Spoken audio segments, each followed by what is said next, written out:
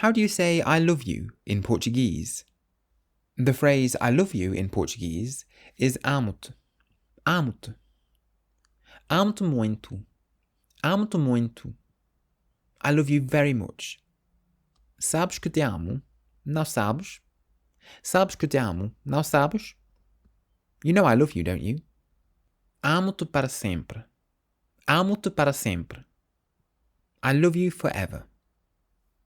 In European Portuguese, object pronouns like te, meaning you, come after the verb, and they're joined on by a hyphen. So amo-te means I love you, quero-te means I want you, and ajudo-te means I'm helping you. Amo-te com todo o meu coração. Amo-te com todo o meu coração. I love you with all my heart. Nunca te esqueças, amo-te.